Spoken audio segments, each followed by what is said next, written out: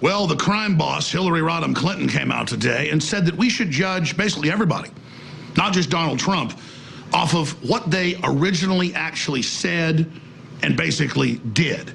That we should go off somebody's original record. Here's the clip. In recent weeks, he's tried to restrain himself and clean up his image. But as Maya Angelou once said, when someone shows you who they are, believe them the first time. So she's demonizing Donald Trump because he questioned Barack Obama's birth certificate and the fact that Barack Obama, when he was the editor of the Harvard Law Review, said in his bio that he was born in Kenya. But Trump said, okay, hey, you were born in America, let's just move on. But since Hillary brought up the past, let's look at the past. Let's look at what she originally said, what she originally did. In her college thesis, she was a pen pal with Saul Alinsky, who wrote Rules for Radicals, who was an admitted communist and basically one of the ideological leaders of the Weathermen, who, of course, were also advisors to Obama. And he pledged his book to Lucifer.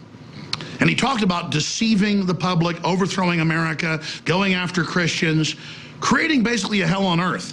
And there was sweet little Hillary being groomed all along and pen pals with him and writing her thesis on how wonderful Saul Alinsky was.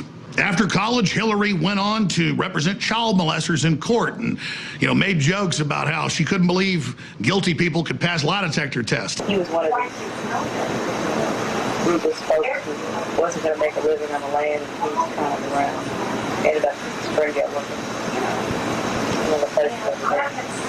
Of course, he claimed that he did all this stuff. He took a lie detector test. I had to take a polygraph, which he passed, which forever destroyed my faith in polygraphs. Then she got thrown off of the Watergate investigative committee because she was caught fabricating evidence against Richard Nixon. I mean, this girl was involved in the dirtiest of the dirt from the moment she got out of the gate. Then she hitched her wagon to William Jefferson Clinton, and her star began to rise. Oh, there were cattle future scams and swindling old folks out of their property in Arkansas with whitewater deals. There were CIA airfields at Mena and cocaine admittedly being flown in, and the Clintons overseeing the whole operation. There were over 100 murders, now known as Arkancide, where enemies of the Clintons were killed. But don't worry, the Arkansas medical examiner, Fahmy Malek, said it's totally normal to chop your arms, your legs, and your head off in a suicide. But once Hillary Clinton became co-president in 1993, the horror only intensified. She launched wars against the Serbs to bring in jihad armies out of Albania. She bombed TV stations with depleted uranium and bragged that she's the one that got Clinton to go ahead and pull the trigger. She supported the most incredible sanctions, basically doubling what George Herbert Walker Bush had done, even stopping shipments of food into Iraq. And over 500,000 children died. But her own Secretary of State, Madeleine Albright, her confidant, her mentor, told 60 Minutes that it was a good price to pay 500,000 dead kids. We have heard that 500,000 children have died. I mean, that's more children than died in Hiroshima. And is the price worth it? I think this is a very hard choice, but we think the price is worth it. Now, if I try to chronicle all the crimes committed by the Clintons when they were in the White House for 8 years, we'll be here for 10 hours. So let me just skip past all the stuff that happened, and Monica Lewinsky and the Chinese generals in the White House, and our missile secrets being transferred to the communist Chinese, and national sovereignty being sold out, and our jobs being sold out with NAFTA and GATT, and how the Clintons engineered getting rid of the Glass-Steagall Act to allow big mega banks to create all this counterfeit money and derivatives. Let's just forget about all that. Let's fast forward to what they've been doing in the last decade. Launching their big giant foundation, and we have the emails where she sold access to the Chinese president, where she sold access through the State Department to change U.S. policy if donors would give her money. Phone calls to Huma Abedin and to other people in the State Department from donors to the Clinton Foundation asking for meetings, asking for access. True or false? First of all, there's no question there were phone calls made to get appointments for people, but Muhammad Yunus, a Nobel laureate, Melinda Gates.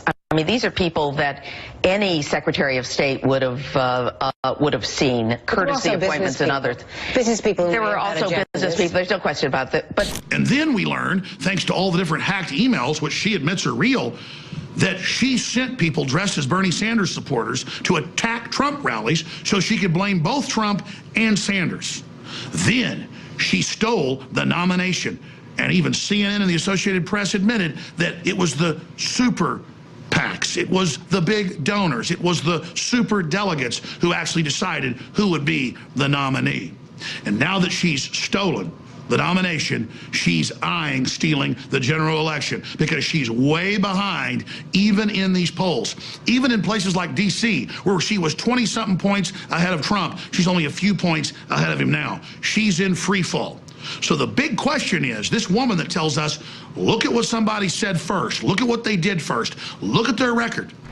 But as Maya Angelou once said, when someone shows you who they are, believe them the first time.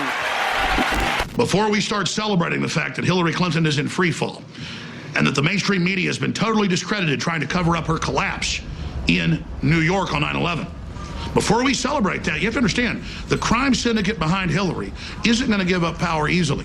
They know nationalism is rising in Russia, and with the Brexit, and with what's happening now here in the United States with Donald Trump. So they're throwing everything they can against Trump and the nationalist movement.